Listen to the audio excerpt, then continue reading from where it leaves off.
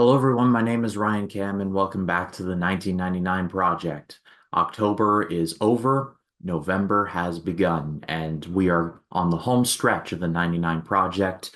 No, I can't believe it either, but we've got not as many movies to cover as last week. Cut it in half. I've only got four movies to cover, and honestly, this string of movies was way more consistent than last week, where it started off sort of okay and then just ended with absolute crap. Thankfully, all of the movies I'm covering this week are at least good. So there is that. But let's jump into it, starting off with one of the most bizarre movies that I've seen in a while that I actually dug more than I expected. It's Being John Malkovich. Malkovich! Malkovich! Being John Malkovich. Being John Malkovich was directed by Spike Jonze and it was written by Charlie Kaufman. It starred John Cusack and John Malkovich. Title kind of gave it away there. It tells the story of a man named Craig, played by Cusack. He is starting up at this new company, which operates on the 7.5th floor. Yeah, this is the movie we're dealing with here. And while he is working one day, he discovers a hidden door into the mind of John Malkovich. Yes, the actor John Malkovich. It soon becomes a big hit, much to Mr. Malkovich's chagrin. I know I had seen this movie before, but it had been a very long time and my memories were vague, so I had to rewatch it just to get a good sense of what this was all about. And I'm glad I did, because this movie is nuts. It's it's nuttier than a peanut butter processing plant. But that's kind of why I like it. The movie knows exactly what it is. It's surreal, it's off the wall, and it doesn't try and be anything beyond that. It takes the idea of being inside the head of John Malkovich and runs with it. In my research, I found out that originally this story was pitched to one Francis Ford Coppola. He initially passed on it, but the script found its way into the hands of his daughter, Sofia Coppola. And she wasn't a big fan of it, but then she handed it off to her then boyfriend, Spike Jonze. And well, let's just say Mr. Jones took it, and here we are. The acting is really solid across the board. John Cusack is very good. Catherine Keener is very good. There's a lot of weird stuff going on, and the movie actually sells the fact that none of this is really normal in like the way that we would probably react to something like this, like being able to delve into the mind of the actor John Malkovich. Like having the ability to do that is not normal. And the movie understands that and runs with how loony that all is. And honestly, I don't want to go too deep into plot or anything of that nature because it's best to see this movie knowing nothing about it and then just going into it being like, all right, what do you got? One thing that I can tell you is that, and I think to put the period at the end of the sentence on this one, I'm not sure if I get it. I'm not sure if I'll ever understand what this movie's going for, but I'm glad it exists and that it exists in its own unique little world of sorts. I'm going to give this a great rating, but a high great rating, almost amazing. Is this going to crack my top 10 of the year? I'm not sure. I'm going to have to do some serious thought about it. But at the end of the day, this is a movie that I'm glad it exists, and I am so happy that it hasn't been like remade or retooled or anything like that because like it exists in its own unique dimension, a dimension that we can probably never even hope to understand. One more note though before I do move on. This movie actually was rejected by several studios, including New Line Cinema, and rather infamously, one of the studio heads, in frustration, just said out loud, "Why can't it be Being Tom Cruise?" Considering how big of a year 1999 was for Tom Cruise, that wouldn't have been out of the realm of possibility. But I mean, Tom Cruise was a greedy boy that year. He had both Eyes Wide Shut and Magnolia, but we'll get to that eventually. But now let's go from surreal fantasy to a horror remake. It is House on Haunted Hill.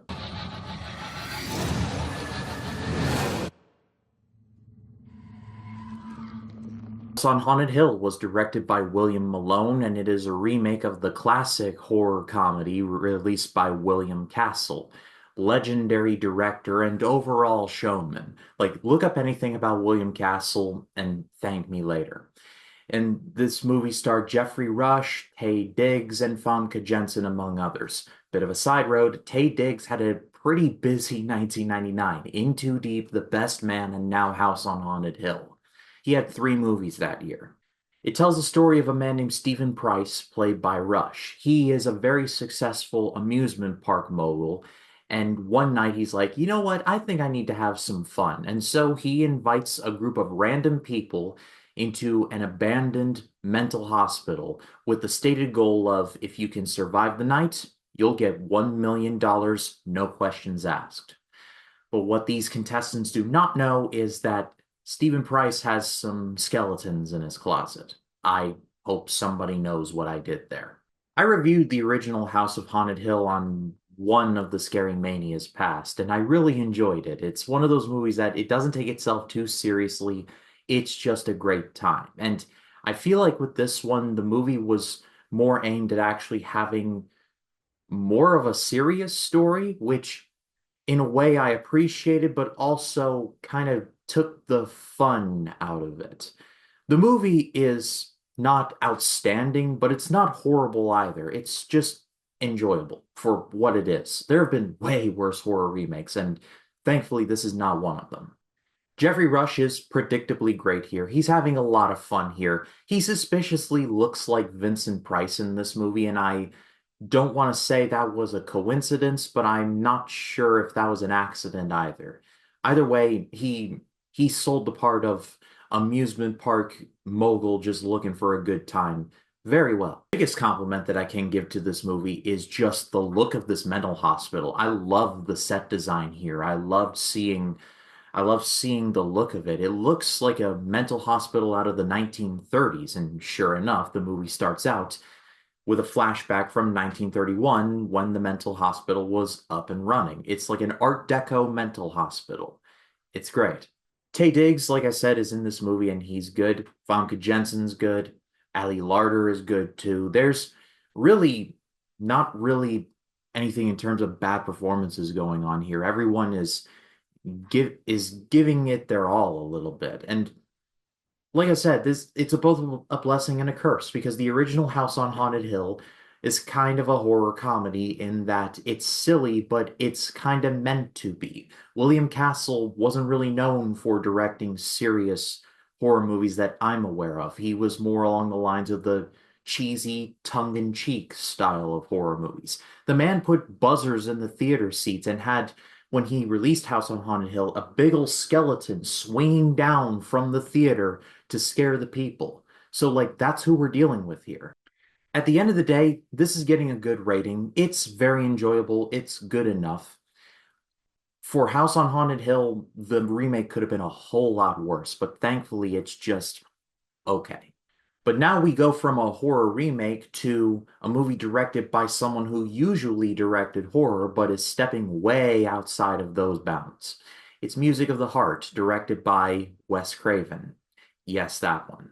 I would like you all to play from your heart. Play like I know you can play. Just play from here. Music of the Heart was directed by Wes Craven, like I mentioned, and it tells the true story of Roberta Gaspari. I probably butchered that, and I'm sorry. Played by Meryl Streep. In the early 80s, she got divorced from her husband who was cheating on her with a friend of theirs, a female friend. And so she ends up moving in with her mother in New York City and ends up getting a temporary job teaching at the East Harlem School in Harlem, New York. She ends up teaching music, specifically the violin, and she battles not only her fellow teachers, but also criminal levels of underfunding and general apathy from students and parents. I'm sure some of you are thinking to yourself, how did that Wes Craven, like Nightmare on Elm Street, Scream, People Under the Stairs, that Wes Craven direct this? Well, to make the long story short, he was suffering, he being Craven, he was suffering from Weinstein syndrome.